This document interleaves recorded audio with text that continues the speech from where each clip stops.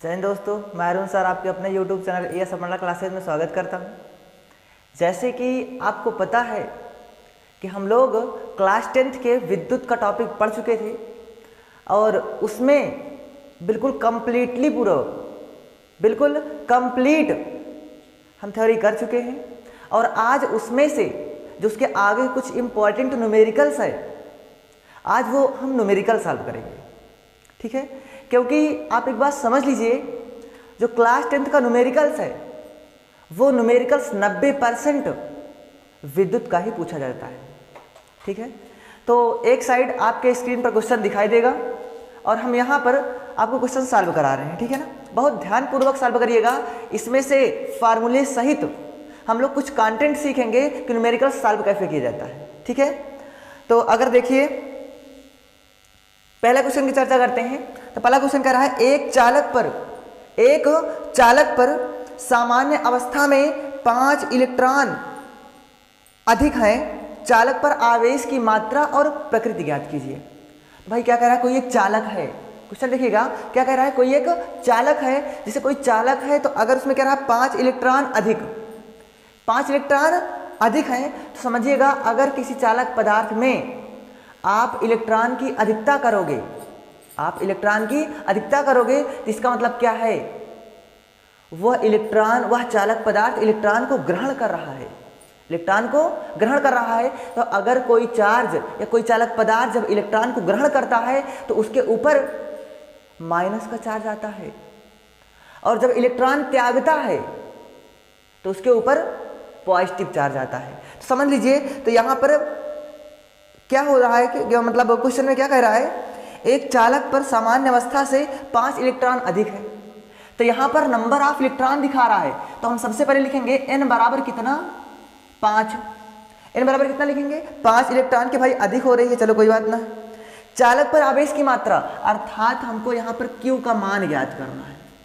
किसका मान ज्ञात करना है, आवेश की मात्रा अर्थात Q का मान ज्ञात करना है। और एक बात समझिए, अगर Q का मान कह रहा है, Q का मान ज्ञात करना है एवं उसकी प्रकृति ज्ञात कीजिए। आवेश की मात्रा और प्रकृति, तो आवेश 2 प्रकार का होता है, पढ़ा चुके आपको, एक पॉजिटिव और एक निगेटिव। जो पॉजिटिव चार्ज होता है और नेगेटिव चार्ज होता है। किसी भी चालक में पॉजिटिव चार्ज कब होगा, जब कोई पदार्थ या कोई चालक पदार्थ इलेक्ट्रॉन को त्यागेगा तो उसके ऊपर पॉजिटिव चार्ज आता है, और जब ग्रहण करेगा तो निगेटिव चार्ज आता है, ठीक है। तो कह रहा है एक चालक पर सामान्य अवस्था से 5 इलेक्ट्रॉन अधिक हैं, चालक पर उपस्थित आवेश ज्ञात कीजिए, क्यों ज्ञात करना है। और E का मान समझिएगा, 1 इलेक्ट्रॉन पर आवेश होता है 1.6 × 10⁻⁻19 कूलाम, 1.6 × 10⁻⁻19 कूलाम होता है। तो यहाँ पर अब फार्मूला पढ़ा चुके हैं आपको, होता है सूत्र Q बराबर NE। Q बराबर क्या होता है, NE होता है। तो यहाँ पर Q का मान ज्ञात करना था, तो यहाँ लिखिए N का मान 5 और E का मान भाई कितना दिया, 1.6 × 10⁻⁻90। 16×5 80 10⁻⁻19 और कूलाम में, अर्थात Q का मात्रा का होता है भाई, कूलाम होता है। अर्थात देखा जाए तो 8 × 10⁻⁻19 कूलाम, ये आपका आवेश की मात्रा आ गई।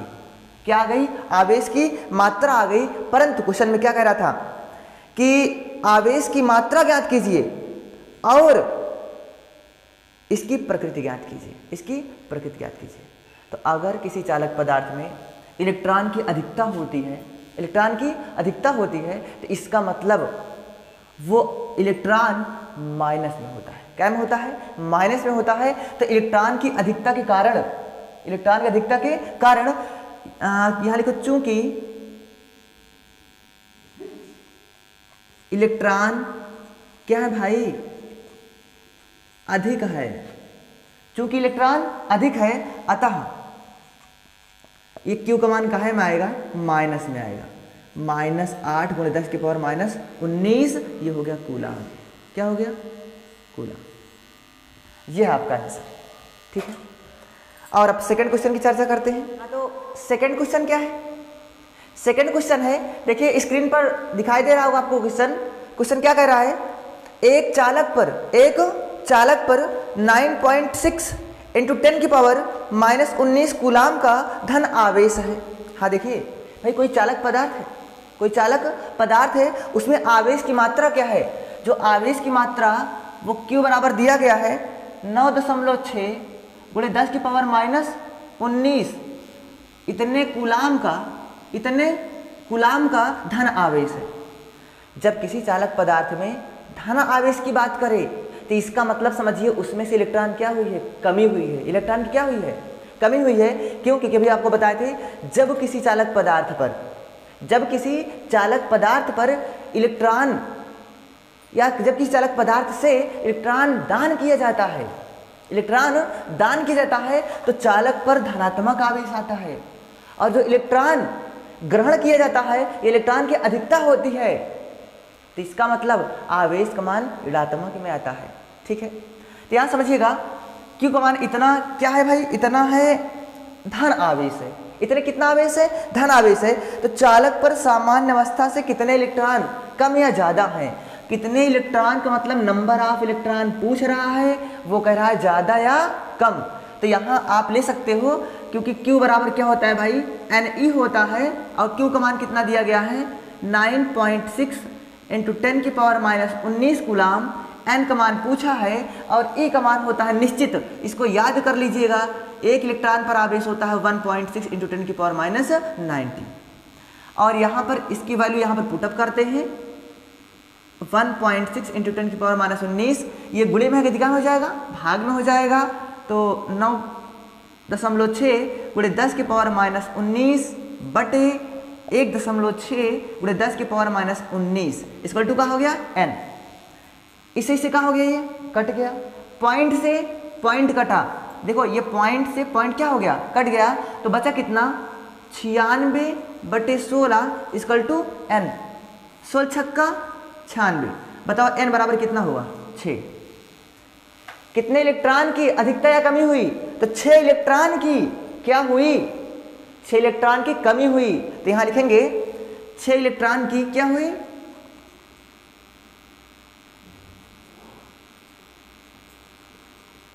छह इलेक्ट्रॉन की कमी हुई। क्यों कमी हुई? क्योंकि इसमें से इलेक्ट्रॉन त्यागा गया है। इलेक्ट्रॉन क्या किया गया है? त्यागा गया है। यहां लिख देते हैं हम लोग, चूंकि इलेक्ट्रॉन चालक से त्यागा गया या निकाला गया है, क्योंकि इलेक्ट्रॉन चालक से निकाला गया है। ये आ गया आपके कितने इलेक्ट्रॉन की कमी हुई है? 6 इलेक्ट्रॉन की कमी हुई है। तो देखिए यहां पर सामान्य अवस्था से 6 इलेक्ट्रॉन की कमी है इसी वाले पदार्थ में। कौन से? चालक वाले पदार्थ में। ठीक है ना? कितने इलेक्ट्रॉन की? 6 इलेक्ट्रॉन की। अब इसके बाद अगला क्वेश्चन क्या है? थोड़ा यही तरीके से बहुत कम समय में अधिक से अधिक क्वेश्चंस लगाने का हम लोग इसे प्रयास करेंगे। ठीक है,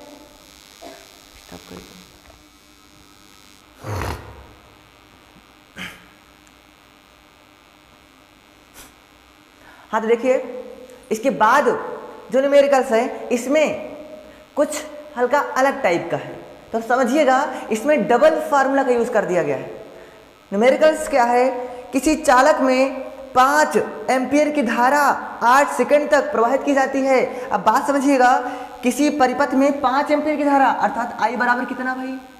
I बराबर 5 एम्पियर की धारा 8 सेकंड तक, अर्थात इसमें t का मान दे दिया गया है। t बराबर कितना सेकंड? 8 सेकंड तक प्रवाहित की जाती है।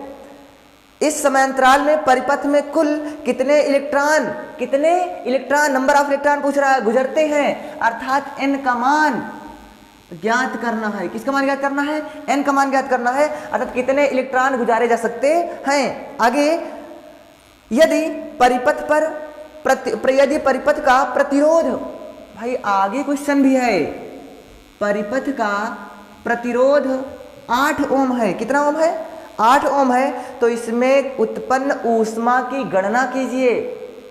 किसकी? उत्पन्न ऊष्मा की गणना कीजिए, अर्थात यहां पर आपका H का भी मान पूछ रहा है या ऊष्मा का भी मान याद करना है। हीट अर्थात ऊष्मा, H हम लोग कह सकते हैं। क्या कह सकते हैं? H। अब सबसे पहले n का मान निकालने का प्रयास करेंगे हम लोग।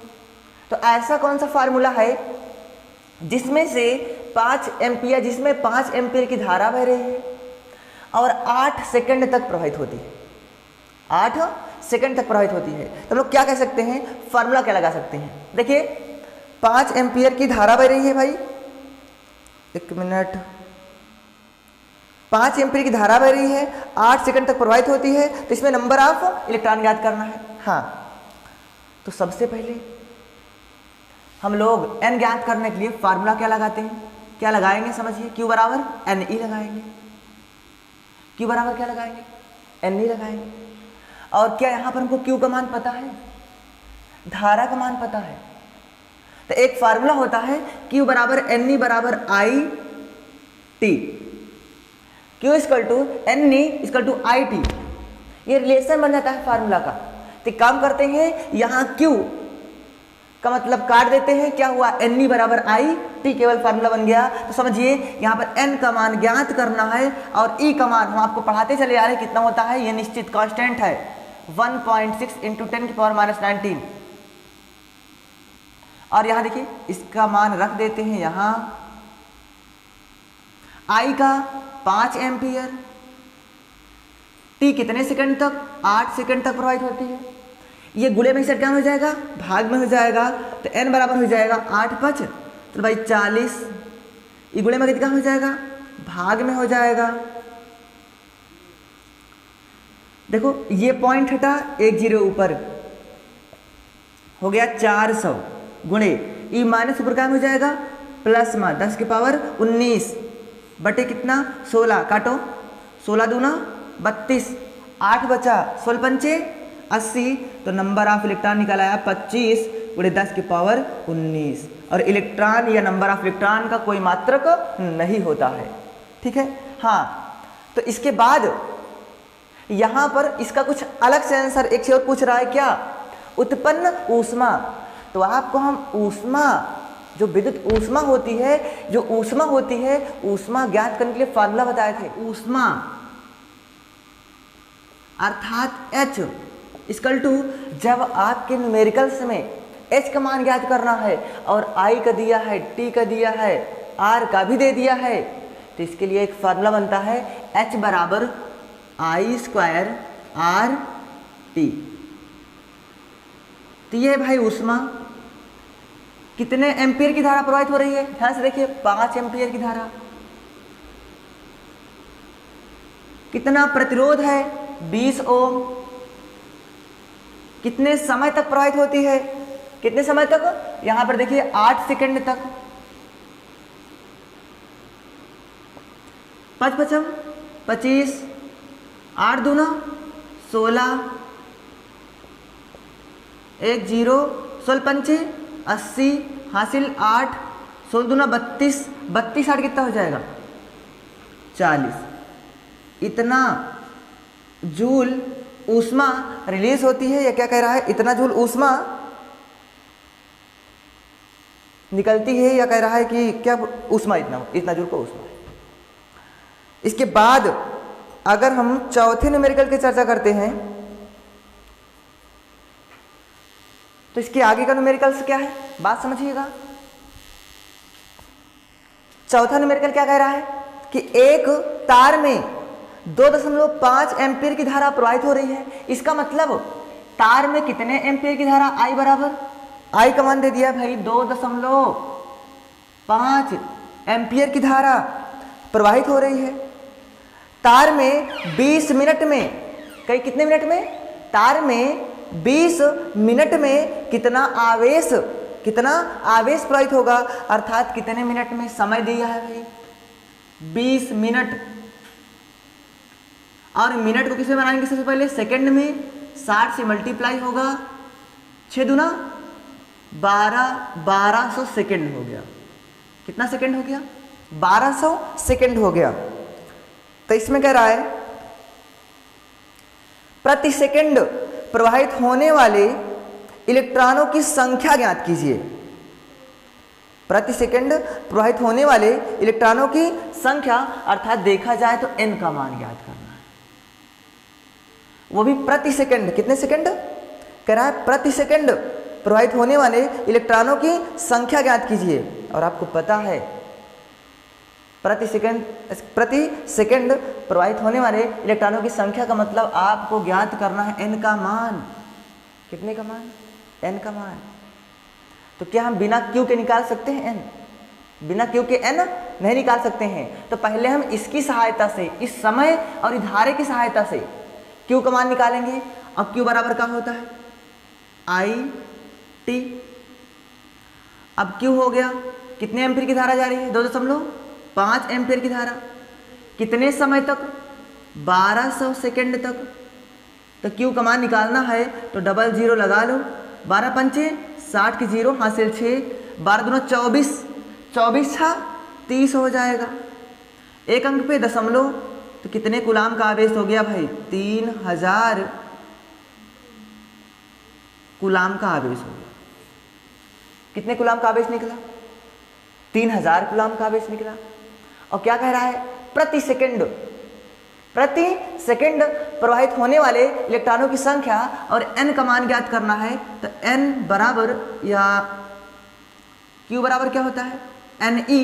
तो n बराबर क्या हो जाएगा?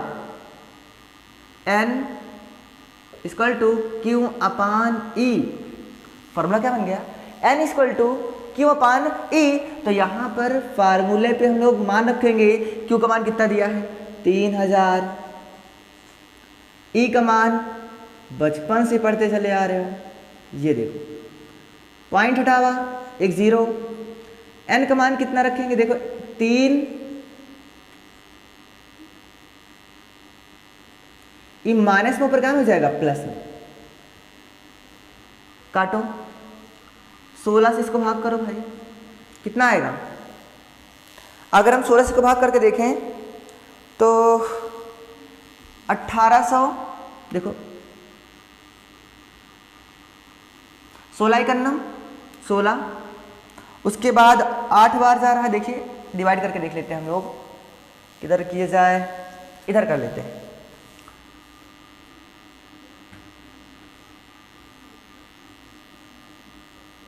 इतने को 16 से भाग करिए, 16 1 16, 10 10 में 6 गए 4, यहाँ कितना बचा? 2 2 में से 1, ये हो गया, जीरो उतारो।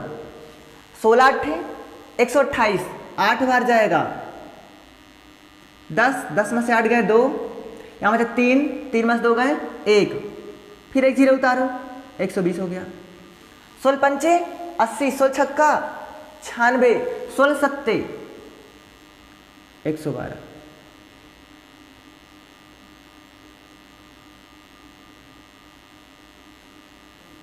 दस 10 में से 2 गए, 8 बचा, बस 80 हो गया। 16 पंचे 80, कितना बचा भाई? इसको इससे डिवाइड करोगे तो कितना आएगा? ये आ जाएगा 1875 इंटू 10 की पावर 19। ये क्या निकला? Number of electron. ये आपका हुआ चौथा क्वेश्चन। इसके आगे लगातार क्वेश्चन की सीरीज आपको यहां पर प्रोवाइड कराई जाएगी। ठीक है, मस्त रहिए, आनंद के साथ पढ़िए। जय हिंद।